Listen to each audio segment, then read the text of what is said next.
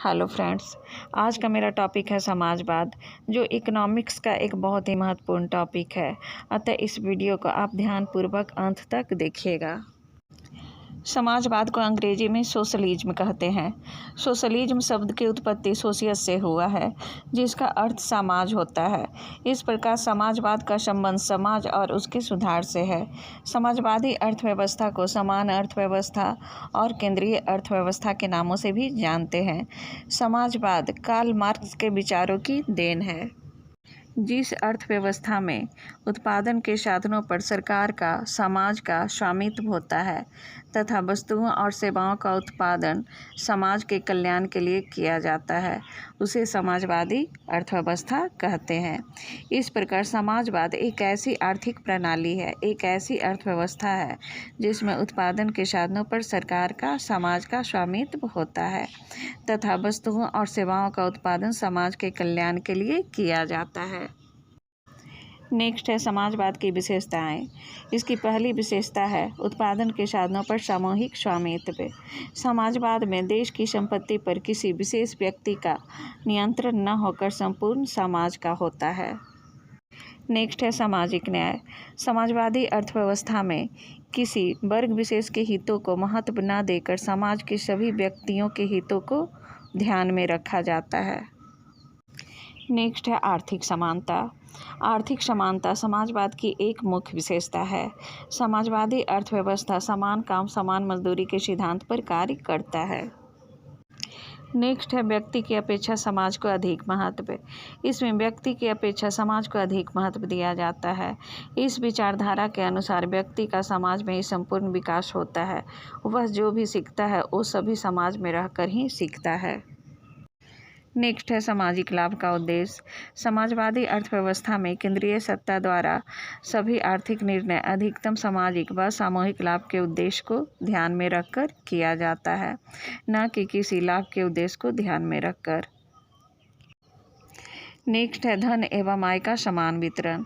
समाजवादी अर्थव्यवस्था में धन एवं आय का समान वितरण होता है, क्योंकि समाजवादी अर्थव्यवस्था समान काम समान वेतन के आधार पर काम करता है।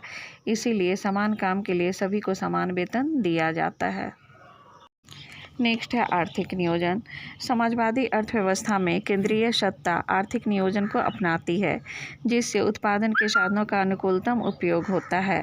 इस प्रकार समाजवादी अर्थव्यवस्था में अधिकतम सामाजिक कल्याण के लिए सरकार आर्थिक नियोजन का सहारा लेती है।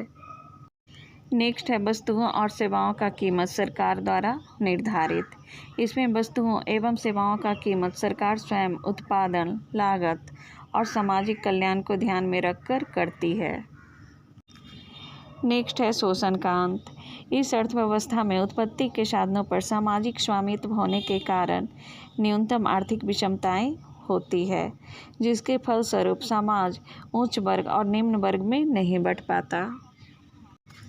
नेक्स्ट है प्रतियोगिता का अंत। इस अर्थव्यवस्था में उत्पादन एवं वितरण दोनों पर सरकार का अधिकार एवं नियंत्रण होने के कारण पारस्परिक प्रतियोगिता की कोई संभावना नहीं रह जाती। नेक्स्ट है आर्थिक स्थायित्व। समाजवादी अर्थव्यवस्था में उत्पादन सरकार के नियंत्रण में होने के कारण अर्थव्यवस्था में आर्थिक स्थायित्व बना रहता है। नेक्स्ट है वर्ग संघर्ष की समाप्ति।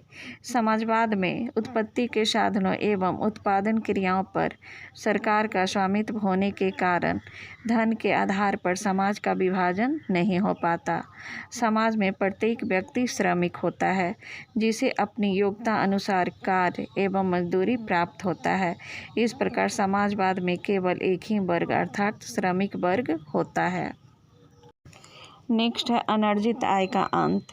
इस आर्थिक प्रणाली में उत्तराधिकार के नियम की समाप्ति के कारण किसी भी व्यक्ति को अनर्जित आय प्राप्त नहीं हो सकता। नेक्स्ट है अपव्यय की समाप्ति। इसमें सरकार द्वारा स्वयं उत्पादन करने के कारण प्रतियोगिता उत्पन्न नहीं होता, जिसके कारण प्रतियोगिता पर कोई अपव्यय जैसे विज्ञापन एवं प्रचार पर होने वाले व्यय समाप्त हो जाते हैं। इसी के साथ मेरा आज का वीडियो समाप्त होता है। यदि मेरा वीडियो आपको अच्छा लगे तो लाइक, शेयर और सब्सक्राइब कीजिएगा। हम लोग फिर मिलेंगे अगले वीडियो में। तब तक के लिए नमस्कार।